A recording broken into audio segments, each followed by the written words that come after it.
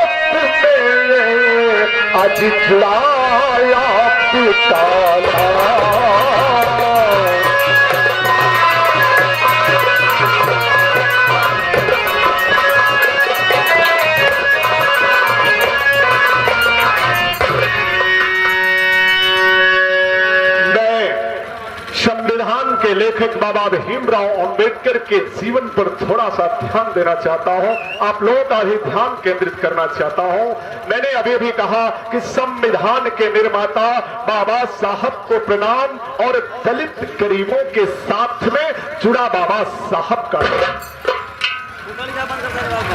कि भैया माननीय महोदय, बेटी पढ़ाओ बेटी बचाओ आपकी तरफ से 11 रुपये का पुरस्कार है, पार्टी की तरफ से नमस्कार है। तो उन्होंने दलितों के लिए क्या काम किए हैं, गरीबों के लिए क्या काम किया है, आरक्षण सूचियां कैसे आई है, वो सारी बातें मेरे इस चौबोल के माध्यम से आएगी व्हाट्सएप काटपुरी में। जन्म पर से देखें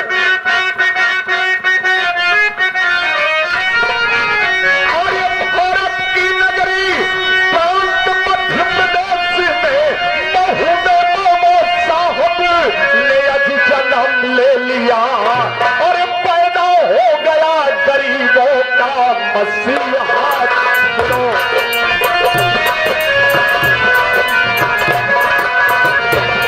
पैदा हो गया गरीबों का मसीहा।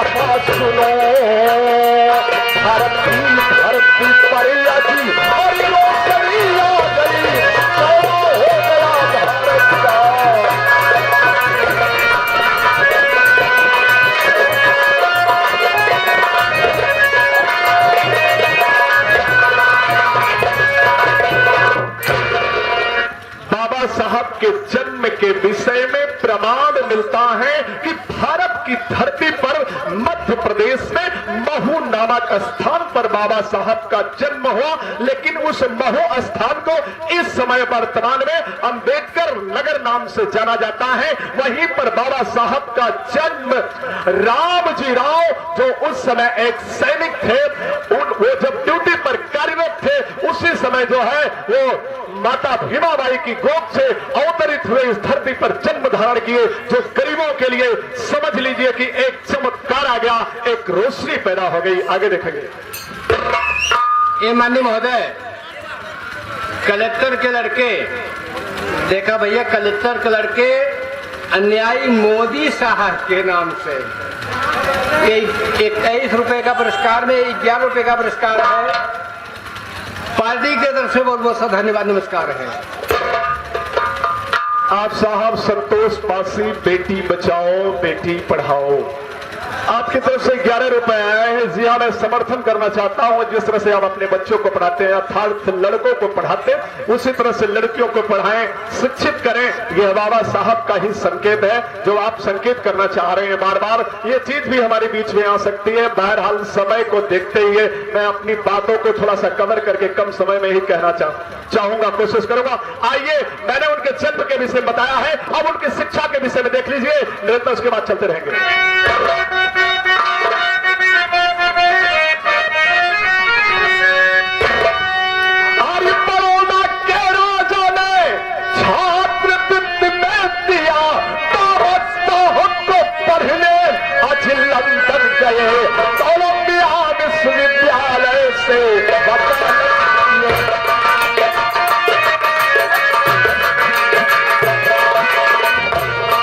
कोलंबिया विश्वविद्यालय से आज वकालत करे, किया 26-12 शहर की आज विद्यमान है।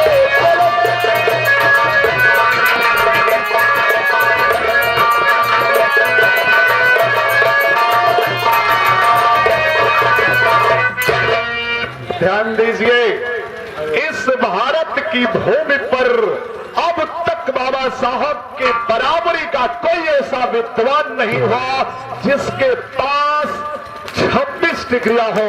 मैं आप लोगों को बताना चाहूंगा कि बाबा भीमराव अंबेडकर ने 26 डिग्रियां हासिल की थी, जो आज तक भारत के इतिहास में किसी विद्वान ने डिग्रियां हासिल नहीं किया है। मैं एक बार कहना चाहूंगा कि आप जयकारा जरूर लगाइएगा। बोलिए बाबा भीमराव अंबेडकर की। 26 डिग्रियां, यहां तो इंसान 1 डिग्रियां प्राप्त करने के लिए जीवन की मशक्कत करता है, लड़ाइयां करता है। 1 डिग्री मिल जाए तो हम बड़े अधिकारी बन जाएं, बड़ी मुश्किल से। लेकिन जी हां, अगर जिसे शंका हो वो जाकर के बिल्कुल उनकी पुस्तकें जो बनी हुई हैं उन्हें देख सकते हैं। और एकदम सिंपल तरीका है, इस समय गूगल इंटरनेट उपलब्ध हुआ है।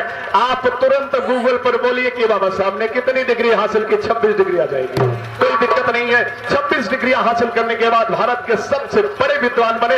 ये बात आएगी जब संविधान बनाने की बात पैदा होगी तो इसकी भी आवश्यकता पड़ जाएगी। अब मैं आप लोगों का ध्यान केंद्रित करूंगा कि बाबा साहब ने, मैंने बता दिया 26 डिग्री हासिल की, लेकिन 26 डिग्री हासिल करने के लिए कितनी मुसीबतें झेलनी पड़ी। एकमात्र दृश्य की तरफ मैं संकेत करूंगा। बहुत सारी घटनाएं, एक घटना में जिक्र करूंगा। ये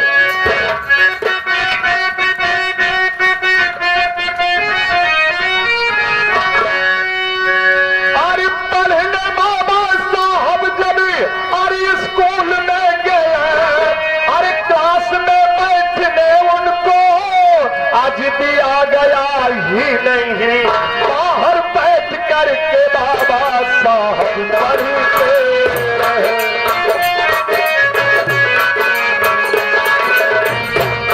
बाहर बैठ करके बाबा साहब पढ़ते रहे। वो गरीबों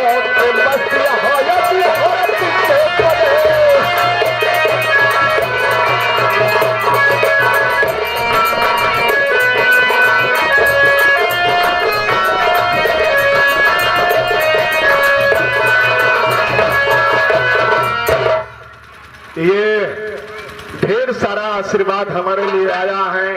हमारे बड़े ही अभिन्न मित्र सुभाष यादव जी सिक्की के निवासी हैं। साहब से हमारा बहुत याराना है, बहुत पुराना, तकरीबन 15 साल पहले का, और 10 साल तक लगातार हम नौटंकी में जो है उनके साथ काम करते रहे। हमारी पार्टी में बतौर खलनायक की भूमिका में रहे थे।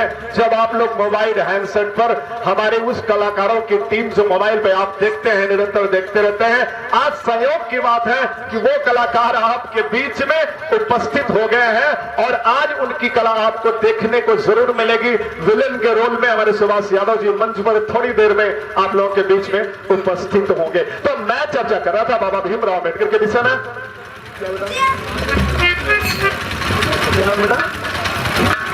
आप संतोष साहब की 2 बच्चियां, बेटा नाम बता दो, क्या नाम है?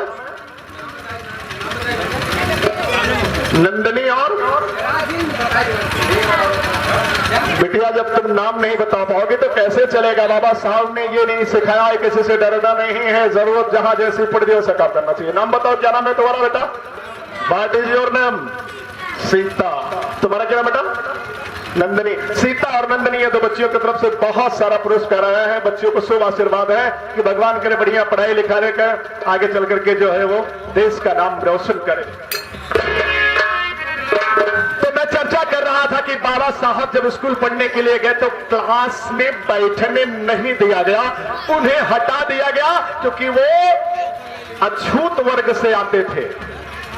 मजबूरन कहना पड़ रहा है क्योंकि जो चीजें लिखी हुई हैं ये तो गलत है। इंसान सब बराबर होता है। खून मेरे अंदर लाल है, आपके अंदर है, ऐसा नहीं है कि मेरा पीला आपका हरा, ऐसा कोई बात तो है नहीं। हर एक इंसान वैसे ही होता है। परंतु उस समय की जो संभ्रांति थी, उस समय की संभ्रांति बड़ी खराब थी। बाबा साहब को पढ़ने नहीं दिया गया। कहते थे अछूत का लड़का है, अगर स्पर्श हो जाएगा तो मैं भी अछूत हो जाऊंगा, इसलिए बाहर बिठा दिया।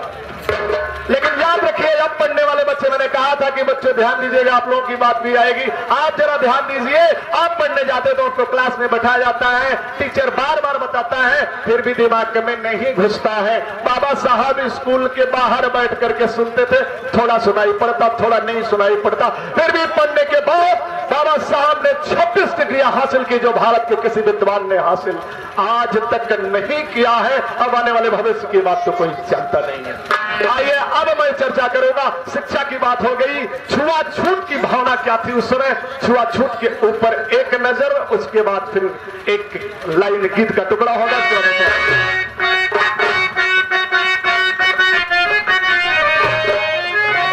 अरे पढ़ के यार बाबा, एक दिन जब सुनो रास्ते में बड़ी भारी वर्षा हुई, एक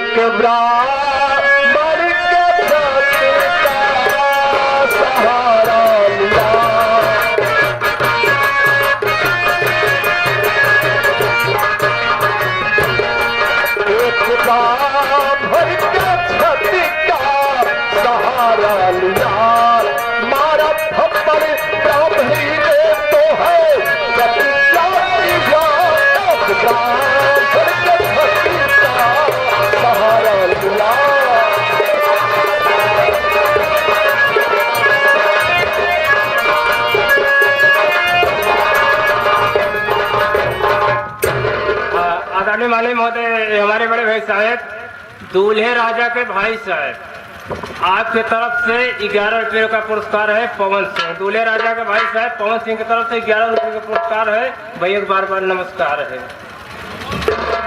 हृदय को चीर देने वाली घटना जो सुनने के बाद हर किसी के अंदर आक्रोश पैदा कर देता है। पढ़ के आ रहे थे बाबा साहब, रास्ते में बारिश शुरू हो गई। मैं आपको बता दूं कि मैंने बचपन में भीमराव अंबेडकर की भूमिका की थी स्कूल के दिनों में, तब यह दृश्यांकन वहां हुआ था, मुझे आज भी स्मरण है। तो यह दृश्य दिखाया गया था जब उस छत के, मतलब कहने का मतलब दरवाजे के बगल में जो बना रहता है थोड़ा सा, उसी के नीचे खड़े हो गए बारिश से बचने के लिए। और ब्राह्मणी ने जो है इतना अपमान किया, खींच के थप्पड़ मारा, लेकिन थप्पड़ मारा तो बाबा साहब ने चुनौती स्वीकार कर ली, एक भीषण प्रतिज्ञा कर दी कि मैं हिंदुस्तान से छुआछूत की भावना को ही समाप्त कर दूंगा, जिसका प्रमाण आप लोगों के सामने है, जो हम सब एक साथ बैठ करके खाते पीते रहते। माननीय महोदय, परम आदरणीय आप राजा राम, आप सारा विसैया के निवासी हैं। आपके तरफ से 21 रुपए का पुरस्कार है। ये बाबा साहेब के बोल पे करते हैं। 21 रुपए का पुरस्कार पार्टी की तरफ से नमस्कार है साहब को। मेरे गीत का अंतिम चैप्टर चल रहा है। बाबा साहब जब सारी डिग्रियां हासिल करने के बाद हिंदुस्तान में आए तो मुंबई से वो जो है सांसद बने थे। बाद में उन्हें कानून मंत्री बनाया गया क्योंकि मजबूरी थी समय का। मैं शॉर्टकट बात करना चाहूंगा क्योंकि ऐसे कोई विद्वान नहीं था जो भारत के संविधान को बना सके, इसीलिए विवश होकर के अंत में उनके हाथों में दिया प्रारूप समिति बनाई गई थी जिसमें 9 मेंबर बताए जाते हैं। सारे के सारे निठल्ले थे, कोई विदेश रहता था, कोई बीमार रहता था, कोई आता ही नहीं था। बाबा साहब ने सारे संविधान को बनाया कितने दिनों में? 2 साल 11 महीने 18 दिन में बनाया भारतीय संविधान को। और संविधान बनाने की प्रक्रिया पर 2 लाइन के गीत, उसके बाद हम चलते हैं।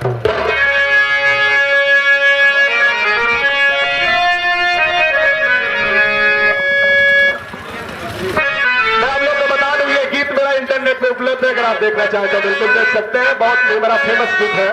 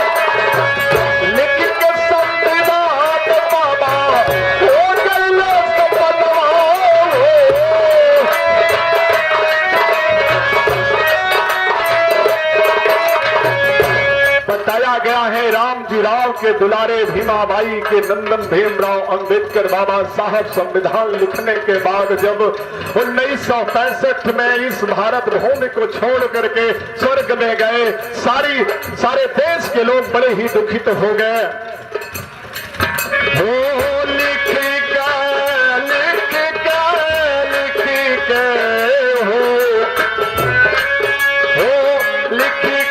भारत के संविधान मेरे बाबा साहब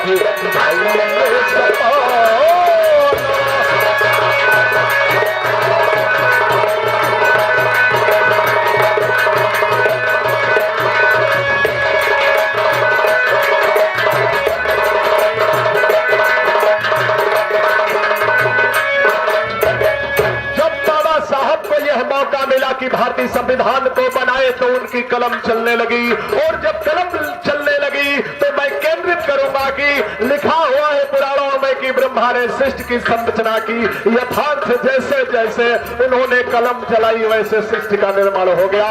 उसी तरह बाबा साहब ने जैसे जैसे अपनी कलम खींच दी वैसे वैसे ही भारत का भविष्य बनते चला गया। क्या क्या खींचना प्रारंभ किया, मुख्य रूप से गरीबों के लिए और इन मजबूर लोगों के लिए।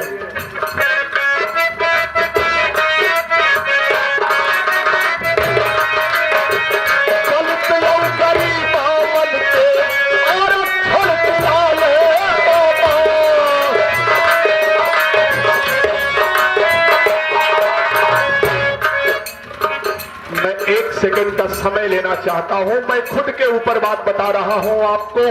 बाबा साहब ने आरक्षण दे दिया। आरक्षण का फायदा क्या है?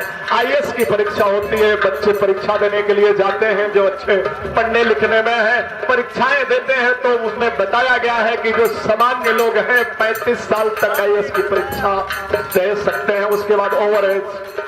मेरी कंडीशन ऐसे थी क्योंकि मैंने अभी 6 महीने पहले मैंने विचार किया, मार्च में आईएएस का जो फॉर्म होता है उसे मैं अप्लाई करने के लिए जब उसमें ट्राई किया कि परिस्थितियां ऐसी थी कि नहीं कर पाया था, तो देखा उसमें मैं उस समय 35 साल 6 महीने का हो गया था, मेरी मार्कशीट बता रही थी। मैंने उसमें देखा इंटरनेट में 35 साल की आयु उसमें बताई गई थी। मुझे बड़ा दुख हुआ कि मैं अब नहीं कर सकता हूं क्योंकि मेरी उम्र ज्यादा हो गई है। देखिए बाबा साहब के कलम का कमाल। और जैसे ही मैंने पता कराया तो मुझे पता चला कि बैकवर्ड में होने के कारण मुझे 5 साल का और चांस मिल सकता है। कहने का मतलब मैं अभी भी 5 बार एग्जाम में बैठ सकता हूं। मैंने कमर कस ली कि अगली बार एग्जाम आईएएस की देनी है मुझे, वो मिला बाबा साहब के कलम के माध्यम से, अन्यथा उम्र तो निकल चुकी थी। ऐसा आरक्षण दिया। और इतना ही नहीं, बैकवर्ड के लिए तो 6 बार चांस है। मैं बता देना चाहता हूं कि जो सबसे जिन्हें जो है क्या कहते हैं अनुसूचित जाति में बताया गया है, उनके लिए आईएएस की परीक्षा के लिए कोई रोक नहीं है। वो जितनी बार चाहे उतनी बार परीक्षा दे सकते हैं। और लास्ट उम्र उनकी है 45 साल। दलित और गरीब बावल के और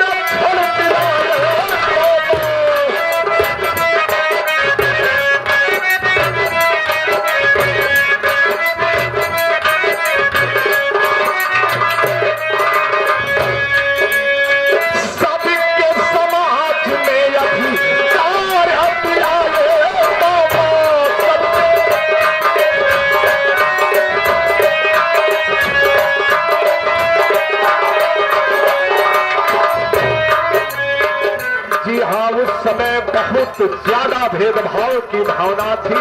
एक नाम मनुस्मृति का आता होगा। मैं जानना चाहूंगा आप सब में कितने लोग मनुस्मृति का नाम सुने, जरा सा हाथ उठाएंगे प्लीज। जो जो मनुस्मृति का नाम सुने हो वो हाथ उठाएंगे जरा। हम लोगों ने मनुस्मृति में केवल 2-3 लोगों ने नाम सुना मनुस्मृति का। जी हाँ, बाबा साहब ने उस मनुस्मृति को जलाया था। क्यों, मैं बता देना चाहता हूं। मनुस्मृति को इसलिए जलाया था क्योंकि उसमें लिखा हुआ है 4 वर्ण, ब्राह्मण, क्षत्रिय, वैश्य और शूद्र। और उसमें बताया गया है कि शूद्रों को ना तो वेद पढ़ने की आज्ञा है और ना ही शिक्षा लेने की आज्ञा है, ना ही समाज में बैठने की आज्ञा है। यहां तक की कहानी लंबी है। वो महार तालाब वाला जो जानते होंगे, कोई जानता है महार तालाब वाला, जहां बाबा साहब ने पानी पीने के लिए आंदोलन किया था। सभी लोगों ने, जी हाँ, ये 2-3-4 हाथ उठे हैं। वहां पर बाबा साहब ने आंदोलन करके पानी पीने का अधिकार दिलाया, छुआछूत की भावना को दूर करवाया। मंदिरों में जाने का प्रवेश नहीं था शूद्रों के लिए, बाबा साहब ने मंदिर में जाने के लिए भी आंदोलन किया। बहुत सारी चीजें, कितना मैं विवरण दूं। उन्होंने इतना बड़ा इतिहास लिखा कि मेरी गारंटी है अगर आप चाहे तो मैं पूरी रात बाबा साहब के विषय में बोलने की क्षमता रखता हूं। मेरी जुबान बंद नहीं होगी, ना तो शब्द कम पड़ेंगे। इसलिए मैं अब चलना चाहता हूं क्योंकि कार्यक्रम नौटंकी का है। कभी मौका मिला, अगर आप लोगों ने कभी मुझे बोलने का मौका दिया तो इसके गवाह है हमारे बीडीसी मास्टर मजीरापुर संगत कर रहे हैं कि बाबा साहब के विषय में पूरे 24 घंटे बोलने की क्षमता रखता हूं आप लोगों की कृपा दृष्टि से। आइए गीत का अंतिम लाइन कभी लिखता है क्या, आपने गीत के माध्यम से पेश किया। आज लिखे भारत का संविधान, लिखे भारत का संविधान।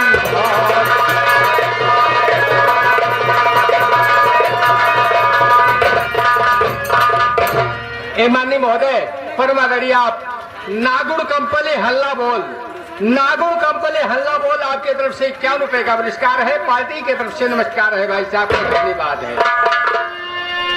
तो लिखे भारत का संविधान पर मिला हम लोगों को आरक्षण का